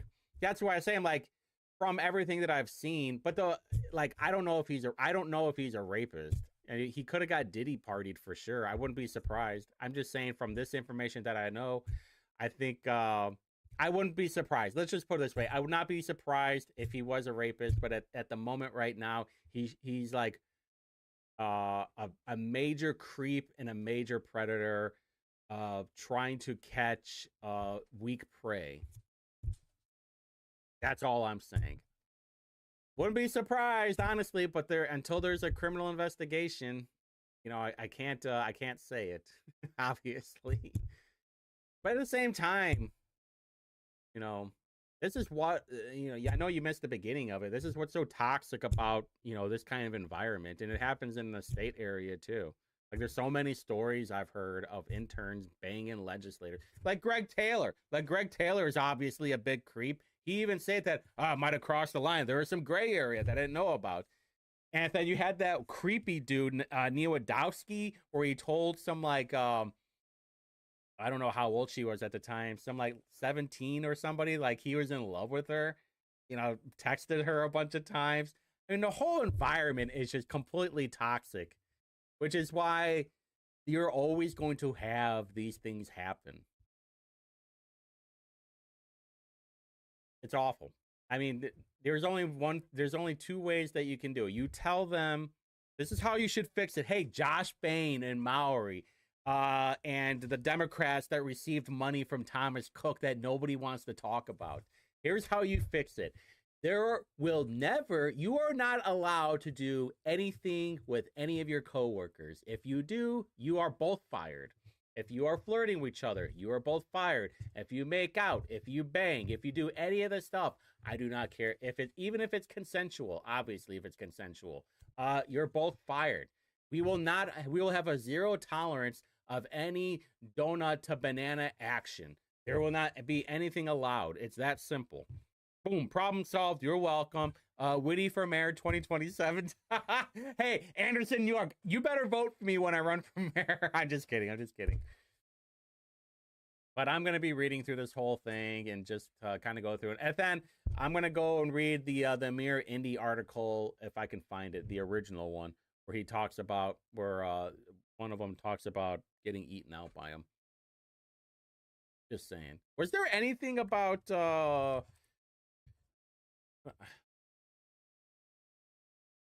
How do you spell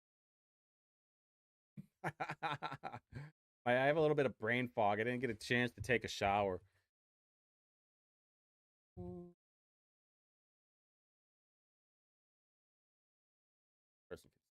yeah, there we go.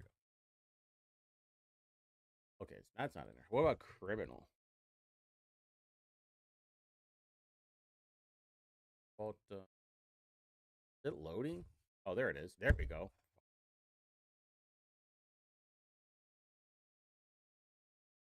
It's oh, what? Oh, okay. Well, I don't. No, in the general. That's what I'm saying. Unless I run for, maybe I should run as a Democrat. Hey, what do you think about that, Anderson? I even talked about how I'm going to do that. I'm going to start running as a Democrat. I'm going to start voting Democrat in the primary so I can run as a Democrat. Quasi criminal penalties exist for. Oh, what is this?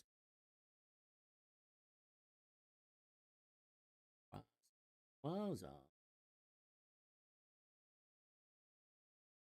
For socialist Hunley's. Dude, Hunley confuses me a little bit. Because, like, I'm with her on a couple of things, and other things are just like, are you just doing this as you know, to get the vote or what? Hunley's gonna win re-election anyway. I don't even know why she's gonna spend. She shouldn't spend any money at all. She's gonna win no matter what. That whole area is blue. It's blue as shit. Dude, I saw her. What does that mean? Jen McCormick 2.0. What does that mean? Because I don't even know about McCormick. I think is a skinwalker. I think she's a Shreve. I think she'll just kind of blend into whatever her environment is. Like alien, as they would say. Okay, so nothing about consensual. Anything about getting eaten out? How do I control F that? Oh, I'm gonna have to find that article. Oh no, she doesn't live in Indy though. I don't think, you know, Abu said in his cheat sheet that Hunley might not run for mayor, which I would not be surprised. Only because you're going to have Vop and Brian Mears running for mayor, and Vop is building his war chest right now. He's got his own PAC now. Well, back in 23, he started his own PAC. And Mears is going to have like $1 million, just over $1 million for his prosecutor run next year. I don't know if and I don't think Hunley has any money to compete with any of that. I don't think she has enough money. I know plenty of people that'll vote for her, but we know how Indy politics works, my man. How much money does Hunley have right now? All right, let's look. Let's look real quick, now that we're on the old subject. For annual report. Yeah, less than $70,000. Bro. No, don't. No, maybe for the primary. Yeah, for the I'm just talking about for the primary, though, not the general election. Stay alive, bro. We're going to have some action in 27. All right. Hey, you know, we can make 27 a fun year. I'm just saying. All right. I'm hungry. I'm hummy. I might get fucked up in a little bit. Maybe I'll No, I'm not going to do that. I'll get fucked up inside. That's to get some pineapple juice. But don't forget Saturday. More votes than Cliff. You know, yeah, Anderson York. If you run for mayor, I will vote for you since I'm voting for Democrats anyway. Dude, it's so funny. I was just talking about that with somebody the other day. No, don't do that. Don't Kern should. All right, I was just talking to somebody about this on the way home. They were like, "Oh, how I was first introduced to everybody back in 23. Oh, hey, Corey's in the house too. Let's go. We're having a party right now. All right. One vote down. More to go. And because I was at the first town hall in 23 where it was Kern, it was Larry Vaughn, Shreve, Abdul. Who else was there? Cliff was there. Who else was there? I think that's it, right? Yeah, because I think Merriweather dropped out. Merriweather got a bunch of votes even though he dropped out. How crazy is that? My mouse. City. Yeah, I'll be there. I'll be at the city county meeting on Monday. As long as I don't find another dead squirrel, then I will definitely be there. I had found a dead. There was a dead squirrel that was found, and we tried keeping him alive, keeping him or her alive. Tried to revive, bring back to life, and it did not work. Rip squirrel. Had a good. Well, yeah, the squirrel was alive at the time and tried to keep it alive. Took it to a vet friend and help him out, and I was a male squirrel. Tried to keep him alive, and it did not work. Rip squirrel though. Now it's buried in my backyard. I needed a proper resting place. All right, what do we got here? Dude, I would vote for Larry Vaughn. Okay, so Larry Vaughn got 294 votes. Kern got... Oh, wait a minute. Kern got more votes than Cliff? That is so fucking funny. All right, I take it back. Kern needs to run it back, all right? We are so back if Kern got more votes. I mean, I am a big Larry Vaughn supporter. Don't get me wrong. I'll sit next to Larry Vaughn with a shirt that says "Master" on it. You need to wear that shirt. That would be so funny. What if you just wrote double slave and then I wore a shirt that said master on it? You have some like brown kid on there and I got both my slaves. If you come in there with a slave shirt, you got to make sure you bring it. You got to wear the paper bag hat. We'll take a picture together. That'd be so much fun. I don't think Shackleford's going to roll.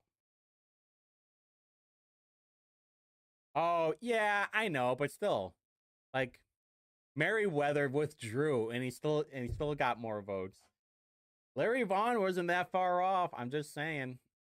You know, that was the first time that I figured out that I couldn't vote for two different parties in the primary. I'm like, damn it, because I had to vote for myself, obviously.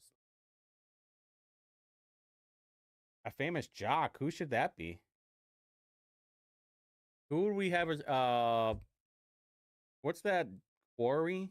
Who's that jock that covers like Indy 500? Jake Quarry? I think he even talked about running for mayor in 2020 in the next round, but that never happened. Larry Vaughn is the fucking best, all right? I do not give a shit. No one will ever slander Larry Vaughn in front of me. I'm just saying. Larry Vaughn's incredible. I actually talked to him for a quick second at the city county meeting like 2 months ago, and he was talking about how the State House is a clown show. He was sitting right next to me. He brought in all his signs. I saw Matt Impink there too, in disgust, looking at Larry Vaughn's signs. It was so fucking funny because no one had ever been introduced to Larry Vaughn. I remember Whitley Yates during the town forum, the Indy Star town forum, where they had the primary everybody for Democrats, and then next day was for Republicans, and everybody was watching. It's like, who is Larry Vaughn? There's like, for those who have never been introduced to Larry Vaughn, this guy is a weapon. He needs to run for again. I hope he does. Yeah, me too, dude. I don't know. Do you follow him on YouTube? I think he's like Larry Vaughn, the Glass Man. He also has a Facebook page too. Bless you. On the Glass Man.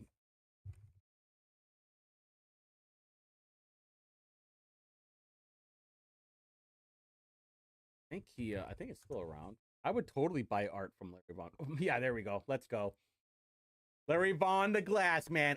He only has 8 videos on 10 subscribers. Everybody go onto YouTube and follow Larry Vaughn. It is Larry Vaughn 9530. Everybody follow. I'm putting it in the chat right now. Everybody go and follow Larry Vaughn. Obviously, I'm subscribed. Why wouldn't I be? He needs to put out more videos though. 8 videos in 2 years. That's a problem. Anyway, so here's where I'm at with the mayor's race. Before I leave all of you and I go and have some food, before I have some namis. Right now it's Vop, Ryan Mears, possibly Hunley, and possibly Kern. There we go. Everybody subscribe. And then on the Republican side, I heard, and Jared Evans. I heard Jared Evans. I heard that straight from his family in 23. I had infiltrated his campaign kickoff in his not even his district. It wasn't even his district that he was having the campaign kickoff at. And obviously all the big players were there. It was very good pie, by the way. Good pie at the bar that he had it at. And so Kern is definitely, yeah, well, it feels like Kern runs for everything. So Kern's on the ballot. Maybe John will support him. And so we have Bob, we have Mears, we have possibly Hunley, possible Kern, and possible Jared Evans.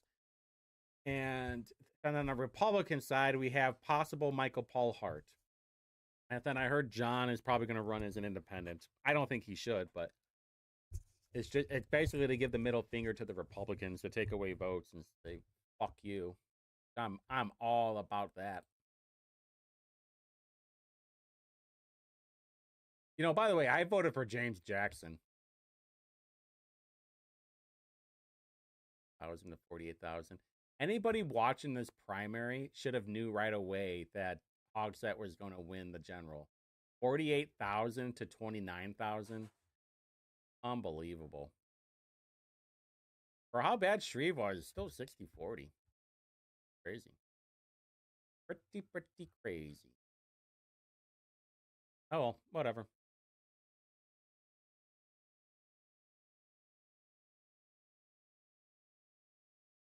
No, that's a good thought. Hey, Anderson, any chance that Jesse runs for mayor? That would be fun. Instead of Cliff, put in Jesse. As a troll, I would actually vote for him. Actually, who am I kidding? I'd vote for Kern. Unless Larry Vaughn. If Larry Vaughn's in a ticket, he has my sword. He has my allegiance. Yeah, I voted for I voted for James Jackson only because I talked to him a couple of times. Jared Evans will run it then. Well, the problem is what's Jesse gonna do? I know he's running for re-election, but do you think Adamson's gonna run for election? Because obviously the party's gonna try and replace Jesse. They're gonna find somebody. Is he really? Oh, well, I mean, he makes better money, so that here, let's look at his salary real quick.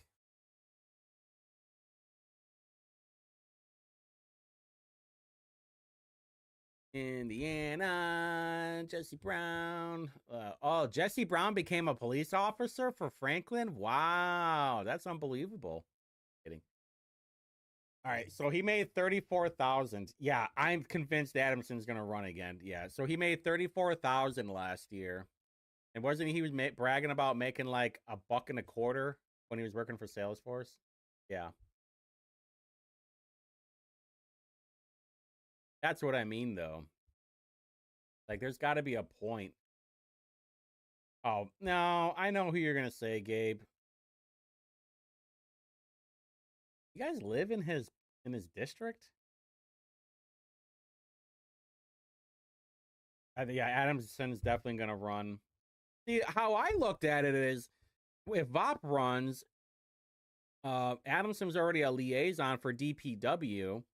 VOP wins and then puts Adamson in as DPW director, or has like deputy chief of staff. I also heard that Dan Parker might run. That was my original thought, that Dan Parker runs for mayor. That's why I think he was hanging out with Thomas Cook. So it'll be a stacked pile. But no matter what, like, this is it. If VOP loses, then he's out of the council. Jared Evan, he's out of the council. Michael Paul Hart, depending who's going to be in the primary, he's out of the council. Yeah, I kind of figured that, Anderson. I figured who on what? Like, are you allowed to say? Are you allowed to say it live on air what Adamson's doing right now? Because I figured that he would be in there. He has a lot of experience on it, obviously, so why wouldn't he be? Is he helping? He's just a liaison helping things out, so I'm sure. No shit. Where at?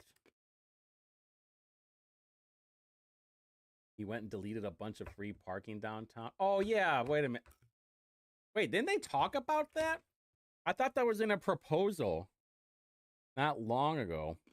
Like a month or so ago, there was a proposal for that, where they were, or like they were taking away parking spots and making them paid parking. I thought, or was it the other way around?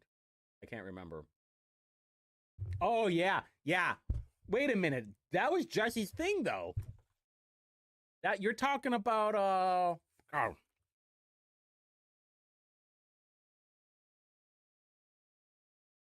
is it Chad the March? Yeah, Chad the March. Are you talking about Chad the March? Yeah. All right, so I remember this one, and I remember giving Jesse a bunch of shit about it, if this is the one that you're talking about. So they're... Okay, yeah. Because now you have to have a permit to park, and then you'll get towed. And one of the complaints was like, hey, you have all these low wage workers working at the restaurants here, and people are, they don't want to pay for parking. And then the people from Chatham March were they're like, hey, yeah, we just want one side of the street, or like it was like 2 different streets. We just want one side of the street where you have to have a permit. I was like, Jesse is introducing this whole thing. That it was very unusual at the time why he would be doing that.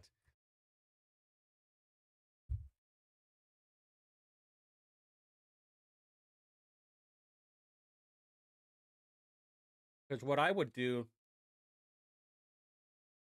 is that I would park near there, and then I would just go to Bottle Works or the garage.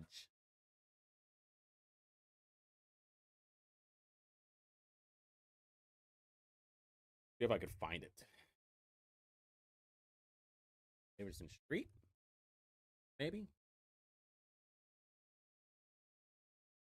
Behind where Love Handle. What is that?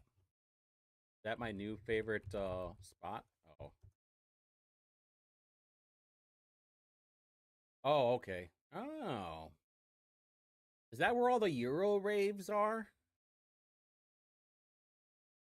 Who owns it? I gotta know. It's not Adamson, is it?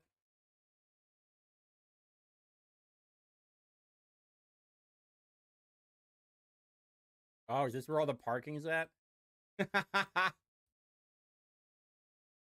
Hold on. Not Vop, is it? There's a milkshake bar? What is Love Handle anyway? What I was thinking. Box. That. How's Rosemary and Olive? Oh, no shit. No way? Dude, you guys got to tell me about this whole thing, because I did not know that he owned parking lots too. Is it? Okay, what is it though? It's a restaurant? I'll give it a shot. I don't like the... That's what I gotta get for putting in Love Handle. Oh, okay. Okay. See what we got here, boys. Maybe I'll stop by there this weekend. What do we got for food? Not vegan, is it? You're really mad. Very, they got a website. Got a Facebook. What? So Leroy has his fingers in a lot of pies, from what I understand. Dine in store pickup. Oh. Damn, look at that. It's like a seafood joint. Beef brisket sando. Ooh, yummer. Buffalo chickens. Where's their like menu?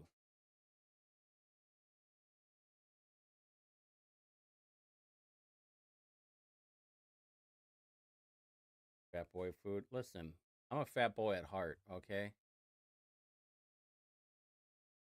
I love my namis. Then I'll just have like some coffee and then take a big old dump, and I just lost all my 5 pounds. Oh, here we go. Breakfast sand. Love Handle. All right, here we go. Choice of meat, American cheese, Remy sauce. Got it till we don't. Oh, boy. Get a side of fries at all? Oh, you get a side of... I'll give it a shot. I normally am not a big spender, but I'll give it a shot. Meat, cheese, egg. Fried chicken. At a local egg. Did that say $4 for one egg? I might give it a shot. Oh, okay. So it's whatever they have then? Okay, so where is it?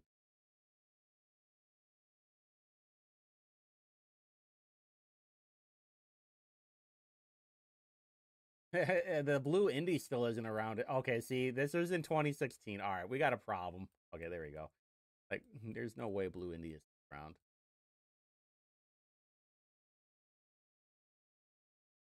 Wasn't there a... Ah, yeah, is that it? Oh, no. Wasn't there a hardware store over here, too?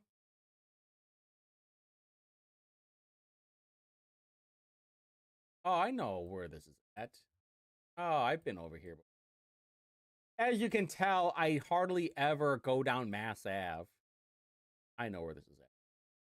I think I went down there one summer because there's like a 24-hour tool or like hardware store. I'm like, that sounds pretty cool. I should go down there. And then I went down there and there was no parking. Like, all right, well, fuck that. This was a couple years ago, but I think they closed down now. Oh, where's always empty? Okay. Well, shit. There was a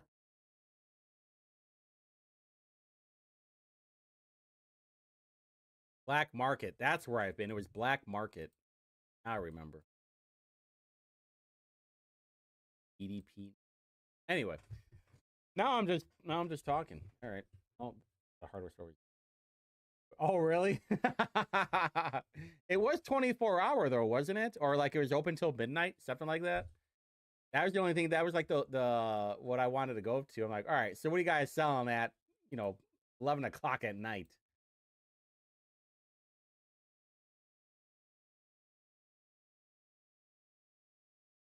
All right, so I'm gonna read through this 55-page thing. I'm sure that they're not happy at all. Republicans are not happy at all. But what are you gonna do?